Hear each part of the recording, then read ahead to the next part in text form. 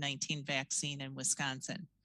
And almost 50% of Wisconsin residents have completed their vaccine series. We continue to make progress, and we need to double down on our effort and make even more.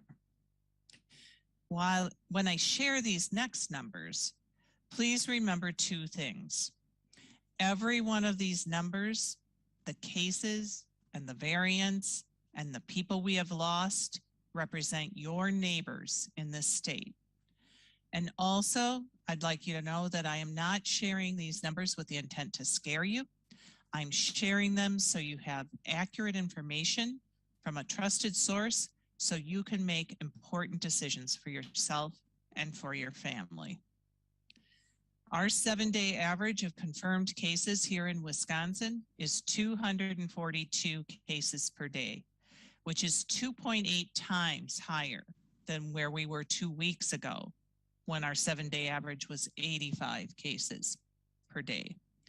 Increases in cases are occurring in every state in the nation. And Dr. Rochelle Walensky, director of the CDC, reported yesterday that 83% of sequenced cases were the Delta variant. Our state lab of hygiene is reporting the same trend here in Wisconsin, with an increasing proportion of sequenced samples representing the Delta variant. And what we know is this variant is extremely infectious, and it will spread even more quickly than any form of COVID we have seen to date. And it will spread most effectively to those who are not vaccinated. And more infected people means we will see more hospitalizations and more deaths. Over the past 2 weeks, we have seen Wisconsin hospitalizations rise from 74 people with COVID hospitalized across the state to 143 reported yesterday, almost double the patients. Nearly all of these patients could have avoided this fate if they had been vaccinated. So why didn't they? Many of them received incorrect information about vaccines via social media or friends or family members who were also informed by errant sources. Last week, the Surgeon General released a report on misinformation that details how this happened and what we can do to combat it. The threat of misinformation comes to life even more when you hear the words of critically ill patients with COVID. Dr. Brittany Kobia, a physician in Birmingham, Alabama, has recently shared her experience with patients begging for vaccine as they were about to be placed on a ventilator. I hold their hand and tell them I'm sorry, but it's too late, she said. They cry and they tell me they didn't know. They thought it was a hoax. They thought it was political. They thought because they had a certain blood type or a certain skin color, they wouldn't get as sick. They thought it was just the flu, but they were wrong and they wish they could go back, but they can't. I'm painting a pretty grim picture, but there is a way out of this, a way to stop these increases in cases, hospitalizations, and deaths, to stop the spread of the Delta variant, and to help prevent future variants from developing. And we do that by getting vaccinated, by getting our children who are eligible vaccinated, by talking to our family and our neighbors about the importance of getting vaccinated. This is how you protect yourself and how we protect our state. We've said it before and we'll say it again. Every COVID-19 death is now a preventable death. And I know we have so many grieving families here in our state and across the country. I know this virus has touched so many of us and has already caused so much pain and grief. And even for those families whose loved ones pulled through, I've seen the stress this virus causes, the physical strain of the illness, and the emotional strain on the entire family. Please don't let that be you. and don't let it be your family.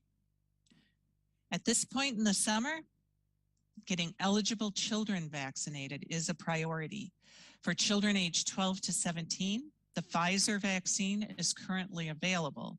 And because the Pfizer vaccine requires 2 doses spaced 3 weeks apart, and then another 2 weeks after the final dose to build full immunity, kids need to get vaccinated now to be fully protected by the time school starts. Not only does the vaccine protect our students and make in-person activities safer, it also can help make parents and guardians' lives easier because vaccinated children don't have to quarantine after a close contact. Of course, the same goes for fully vaccinated adults, so it's helpful to the entire family. I know we all want the best for our children and our families, and I can tell you, as a public health leader and as a nurse, I trust the vaccine. As a patient myself, I trust the vaccine. And as a mom, I trust the vaccine. My grandkids are still too young to get the COVID-19 vaccine, but when it is approved for younger children, I will trust the vaccine for them as well. So please get vaccinated and get your family vaccinated. Thank you. And with that, I will turn it back to you, Elizabeth, and we welcome your questions. Thank you, Deputy Secretary. And a reminder to maintain audio quality, we ask you to remain muted until it's time to ask your question. If you're able to do so, use *6 to mute and unmute your phone. Today, we do need to wrap up on time. So in the interest of time, to ensure everyone is able to ask a question, we ask you to limit yourself to just one question. And we begin today with Gretchen Gerlach at WMTV in Madison. Gretchen.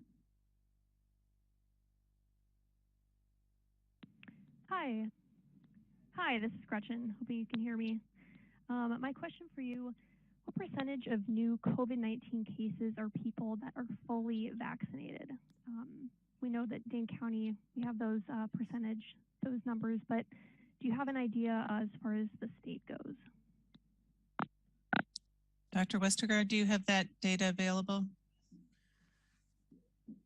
We, on an approximately weekly basis, aggregate the number of cases that occurred in both vaccinated and unvaccinated cases. We can share those but I don't have the percentage calculated right now, but we'd be happy to get back to you. All right, we'll be happy to get back to Gretchen, and we will move on to Scott Bauer at the Associated Press. Scott Bauer. Hi, thanks for doing this call as always. Just wondering if there was any concern from where you guys sit with the huge gathering today in Milwaukee for the parade and for the game the other night with, you know, upwards of 100,000 people gathering together, most of them not wearing masks. Any concern from your side?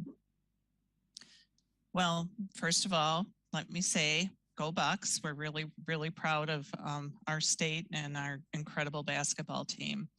And in answer directly to your question, Scott, yes, we are concerned. We know people wanted to be jubilant and celebrate, but we know, as I said, half the state is fully vaccinated, and so half the state is not. And I assume the same applies to the people who are in the Deer District or in the arena. And I didn't see half of the participants wearing a mask, which would be the recommended behavior for someone who is not vaccinated. So both that combination of unvaccinated people, likely unvaccinated people without masks in those close settings, the fact that people were really boisterous and yelling loud, which is a great way to spread infection, the presence of the Delta variant in our state, I anticipate we'll see additional cases as a result of those gatherings. So really just want to double down. If we want to continue to have those kind of gatherings without that sequelae of increased cases, we need to all get vaccinated. And if you're not vaccinated, wear a mask. And honestly, even when lots of people are close together like that, whether you're inside or outside, it makes a lot of sense for everybody to wear a mask in those situations. Thank you for that. Let's give the next question to Alex Moe at WIS Business. Alex Moe. Thank you. Could you please identify where the hotspots in the state are for rising COVID-19 cases and how they compare to vaccination rates for those counties?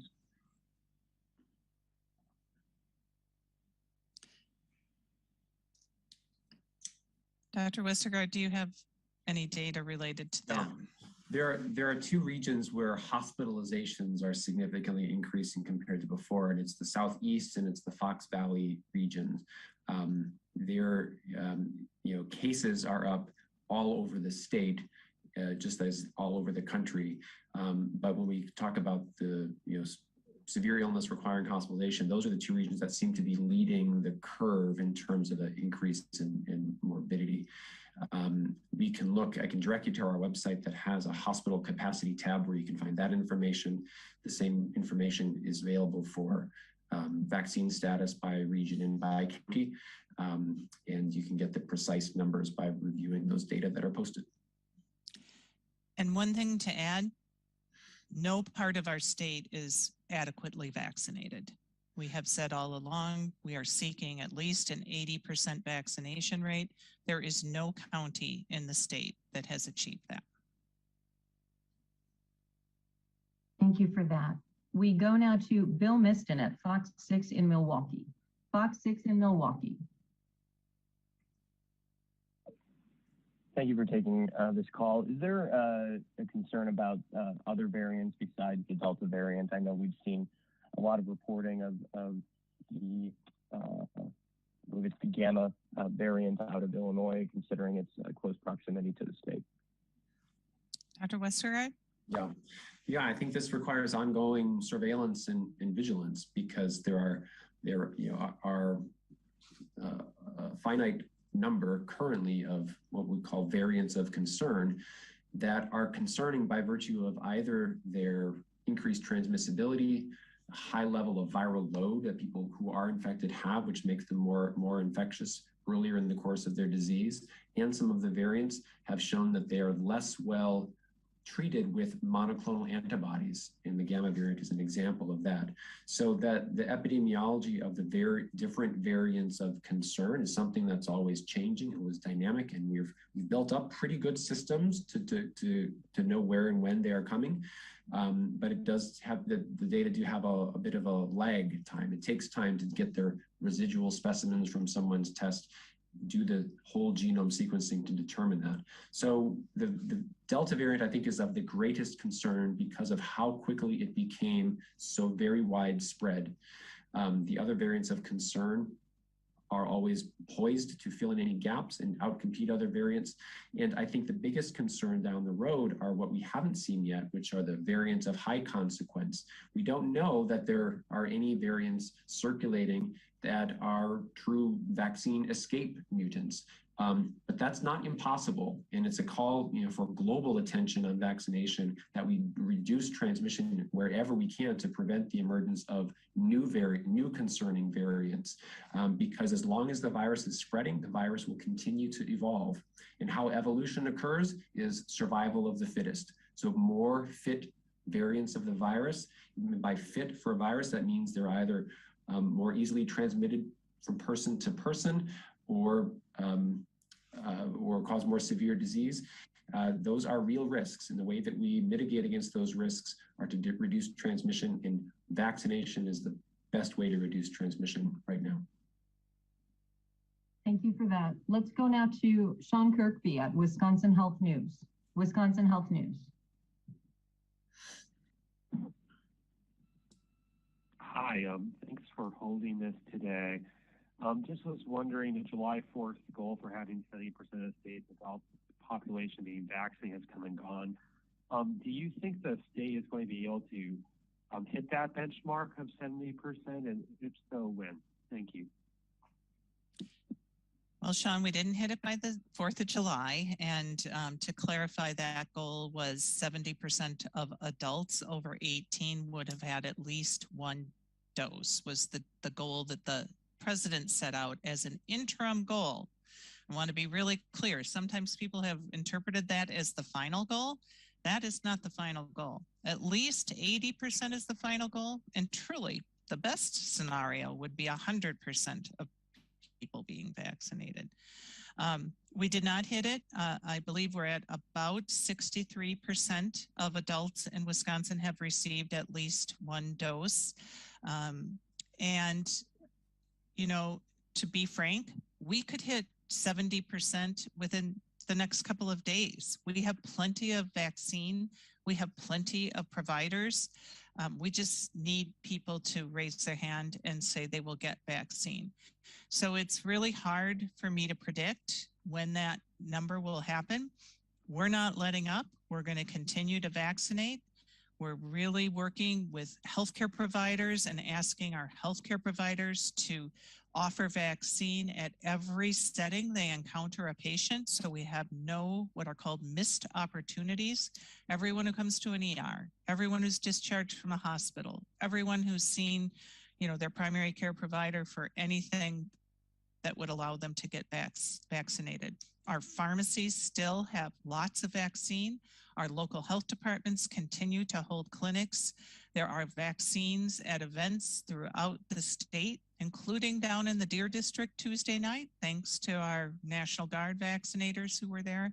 So we could be there anytime that our population says, I don't want to get the Delta variant. I don't want to get COVID.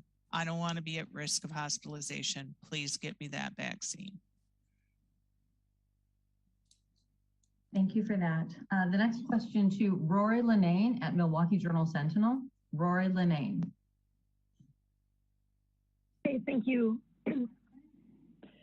Thank you. The CDC guidance for schools now distinguishes between students and staff who are vaccinated and not vaccinated and calls for requiring masks for those who are not. Do you recommend that schools track which students and staff are vaccinated for the purpose of mask requirements or for informing other precautionary measures? And would school districts have the authority to go further and require vaccination for students and staff? You know, here's what I'd say, Rory, about masks. That's like the floor of the recommendations that CDC has made. And if you read the entire document, you'll also find that CDC makes recommendations that refine that even further. So for example, with elementary schools, we know no children are going to be eligible to have been vaccinated yet because they are too young.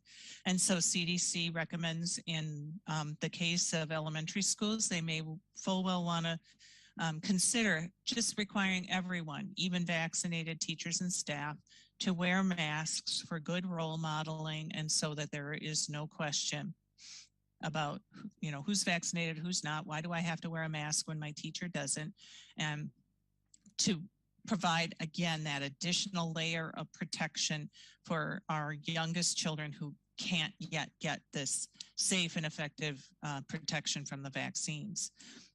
Likewise, CDC also is very clear that when disease rates are high, everyone should wear everyone should wear a mask and get vaccinated so that disease rates will decrease. But everyone should wear a mask when disease rates are high. So it's not just quite as black and white as if you're vaccinated, wear a mask. If you're not vaccinated, don't wear a mask. In terms of how schools will enforce this, as we've talked about throughout the pandemic, schools are led by local school boards and local superintendents, and we encourage them to think about the most protective way to ensure the safety of their students. But those decisions are decisions that will be made at a local level. Thank you for that. We go now to Will Cushman at WisContext. Will Cushman.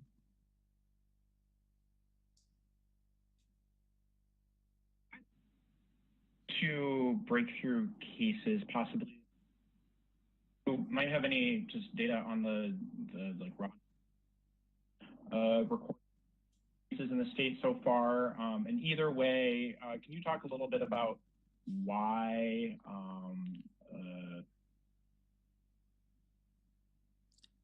Will, I don't know if you can hear us, but we are having a hard time hearing you. You are breaking up. Can you try your question again, please?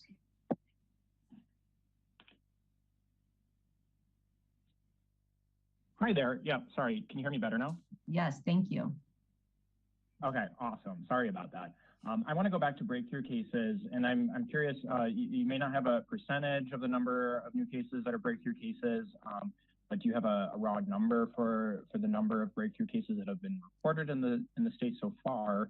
And either way, can you talk a little bit about why, in your view, getting vaccinated is still really important, given that there are a small number of fully vaccinated people who are testing positive for COVID still? Thanks.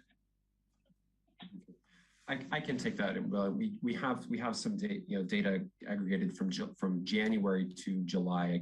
I can read you those numbers and like some of the previous question, or we can follow up by email if you'd like more details, because I think it is important. Since January, we've had 145,759 confirmed and probable cases among not fully vaccinated residents.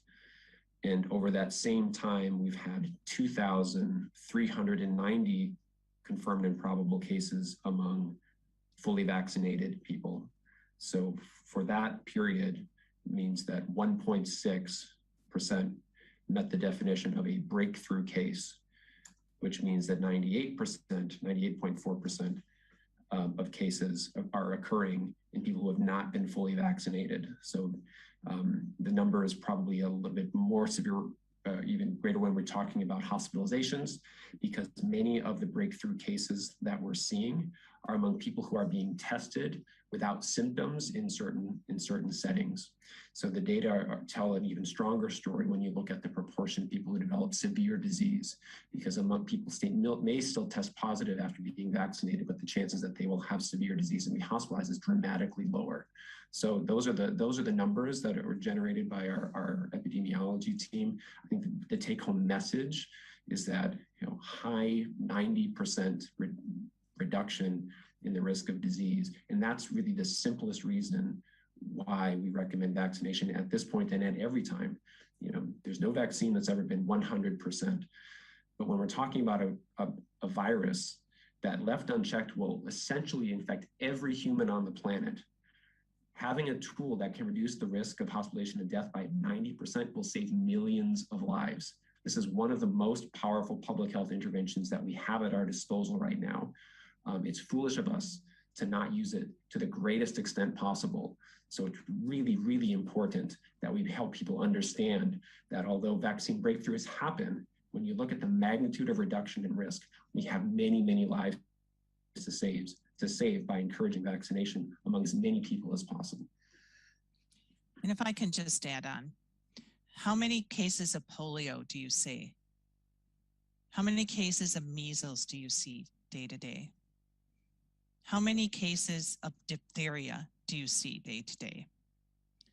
The reason these diseases are not present in our population and are not killing us like they did generations ago is because we have highly effective vaccines that did not have social media spreading misinformation about them that people fell prey to, and that the population got those vaccinations, and we nearly eliminated those diseases and certainly have brought them down to a level that is almost undetectable to most people.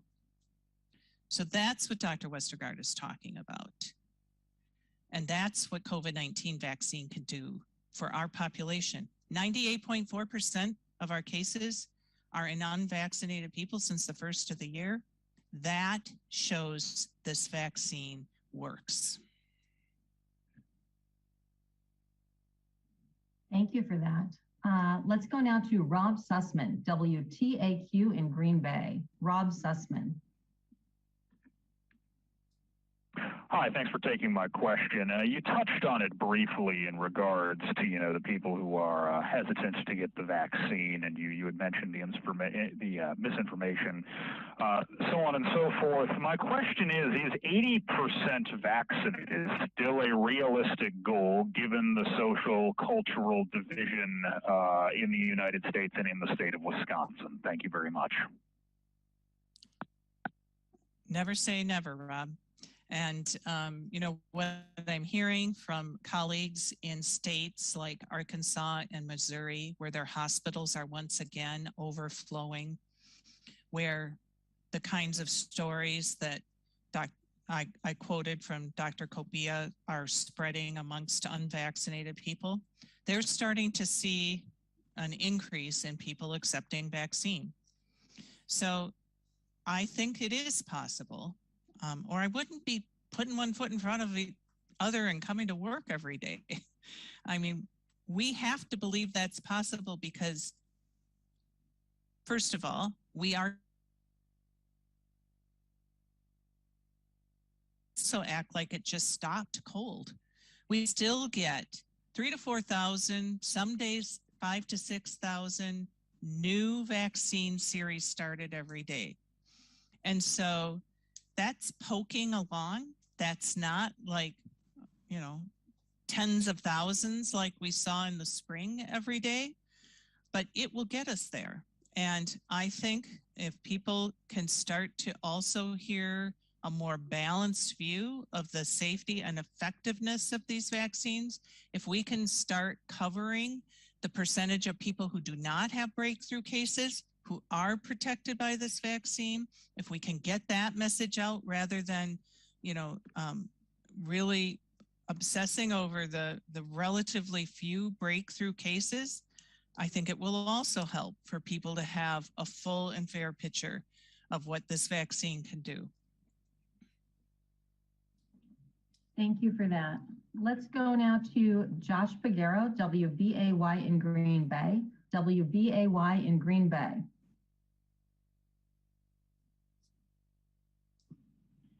Hello, thank you so much for taking my phone call. My question is, this was mentioned early in the start of this conference, is the Surgeon General's warning on misinformation. I know even President Biden has addressed it. Does the Department of Health Services in Wisconsin have some sort of strategy to give people what's right and what's not in terms of increase in boosting the vaccination rates? Is there a strategy? Thank you. Well, absolutely. We have an evidence-informed media campaign underway right now. Last week, we released a campaign with local doctors throughout Wisconsin talking about the effectiveness of the vaccine, because the evidence shows that one of the most trusted groups of people for information about vaccine are healthcare providers. Our strategy is also, as I mentioned earlier, working with our trusted colleagues, healthcare providers, to increase access and discussion of vaccine across the state.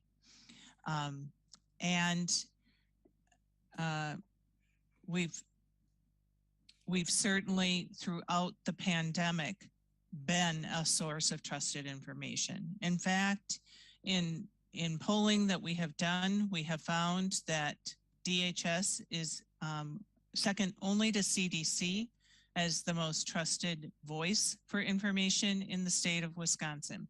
Now, I do know that may not be true for those who are not yet vaccinated, that they may find other voices, trusted voices, and I'm happy to see that some of the news networks and leaders across the nation who may not have been as outspoken about the need to get vaccinated are starting to do to promote vaccine across the nation.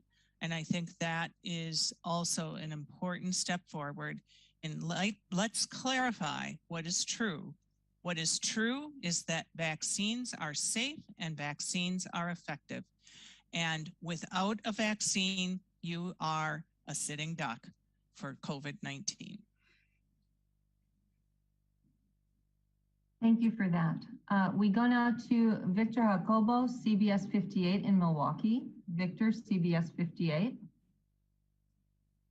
Hi, good afternoon. Thank you again for taking the call. You kind of addressed this, but not with numbers. I was wondering, with statewide hospitalizations, if you have like a bird's eye view. I know recently you talked about how it was about 90% of those who were unvaccinated who were hospitalized. I'm wondering, is that still consistent, or has that number lowered because of the spread of the variant, or do you have a number of 90-some% are the hospitalized are unvaccinated versus vaccinated? Thank you very much. Bye.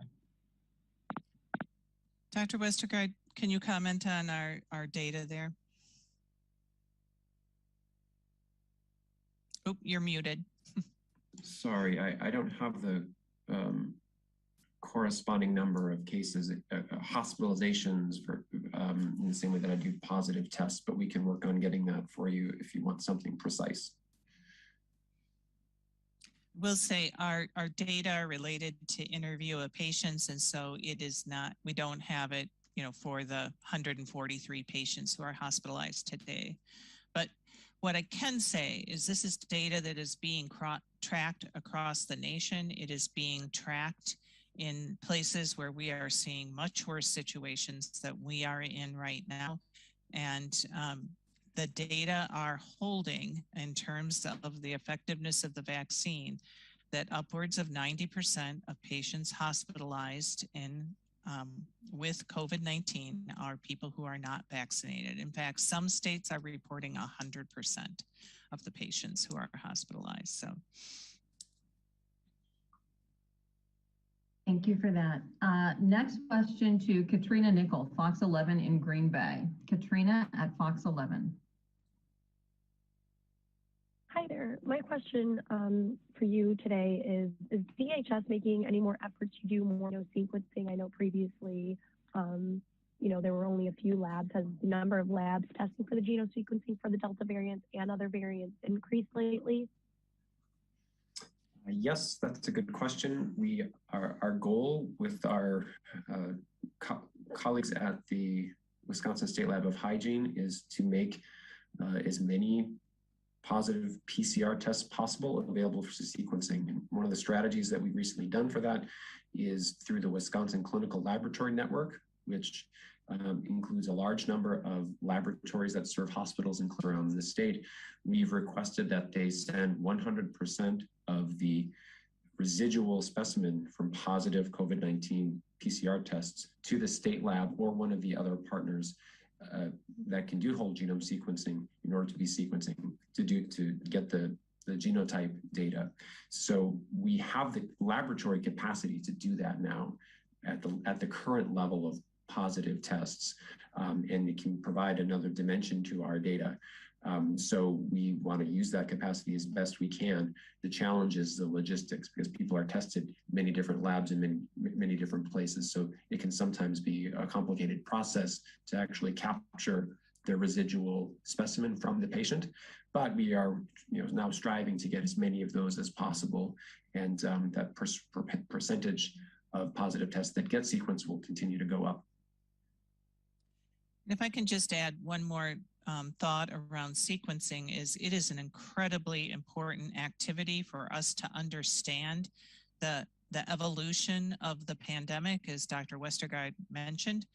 But sequencing itself is very time consuming. They're looking at all of the DNA of the virus itself. It is not, you just stick it in the machine and it tells you what it is.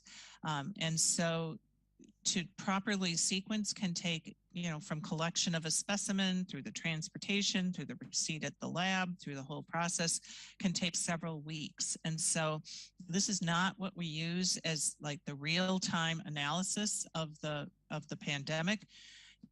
We're seeing cases going up even before we're seeing the results of the sequencing that might show how prevalent the Delta variant is. So there is a time lag here. And I think what's really important is we're watching the case numbers, which are reflective of what we will likely be seeing as the sequencing evolves over the next couple of weeks. Thank you for that. We go now to Katrina Lim, News 18 in Eau Claire. Katrina, News 18.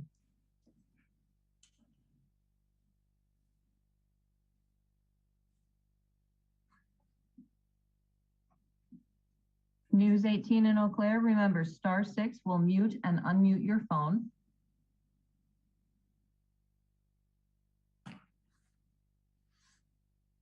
All right, we'll try to get back to Eau Claire. Let's move on to Mitchell Schmidt at the Wisconsin State Journal. Mitchell Schmidt. Yeah, thank you very much for the call today. Appreciate it. With regard to the upcoming fall semester approaching, I was wondering if DHS would have any sort of recommendations to colleges or campuses just with regard to requiring students to submit records or proof of vaccination to kind of better understand the level of protection on various campuses across the state. Thank you. Yeah, I think the most important thing is that colleges and campuses are encouraging their students to get vaccinated and making it very easy and available, especially at the beginning of the semester for those who have not yet taken that step over the summer months. So we are working with the university system in supporting them in ways to get vaccine available. Many of them are doing vaccination at orientation events throughout the summer. And many of them are setting up systems to communicate with their students about verification of vaccine. So the key thing is accessibility to vaccine, clear information, factual information to students to make their decisions, and then easy access to complete a vaccine series. Because as we know, COVID spreads very readily in congregate settings, and most college students are living in a congregate setting with a lot of people fairly close together, whether it be in a dormitory or off-campus housing. And I know universities want to go back to in-classroom, face-to-face instruction where there'll be many students close together. So really to control the spread, we will need our population of university students to be highly vaccinated.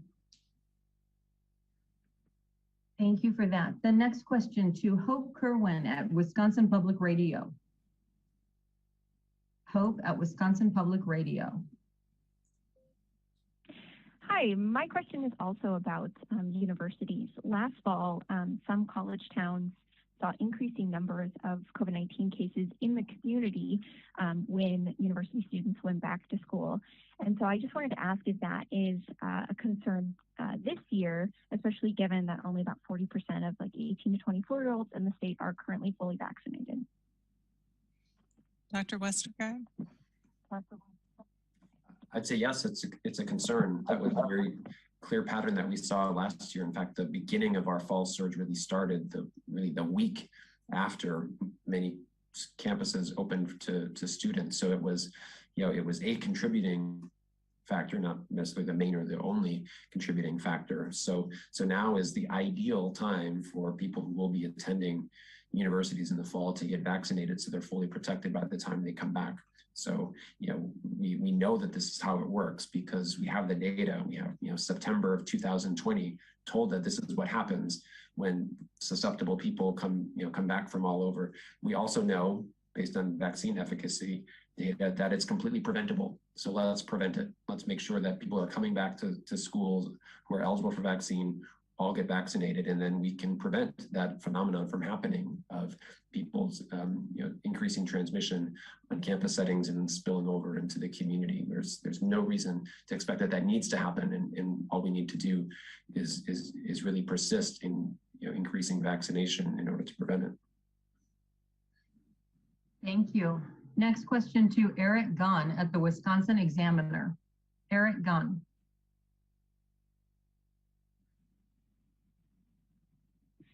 Hi, thank you for taking this. I wonder if you could speak to what progress you may have seen in reaching people who do want the vaccine, but for whom access has been more challenging.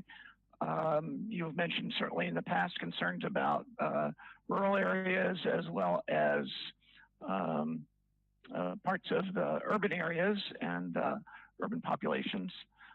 So do you feel like there are some changes that have come along in terms of being able to get that those parts of the population more vaccinated? Thank you.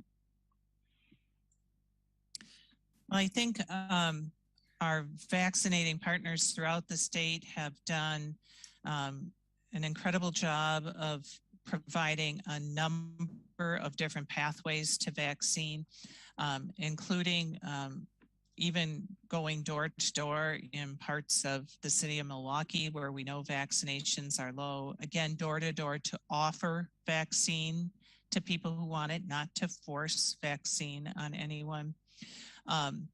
Our pharmacy network remains incredibly robust, and there are pharmacies nearby to many people across the state. They're easily accessible via bus lines.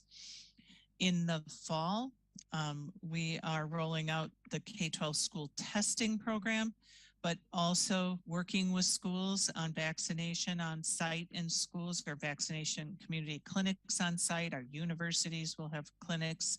And again, I think this piece about working with our healthcare providers is essential.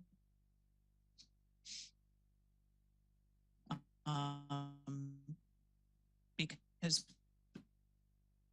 we know most of our population to ask for support is there are certainly people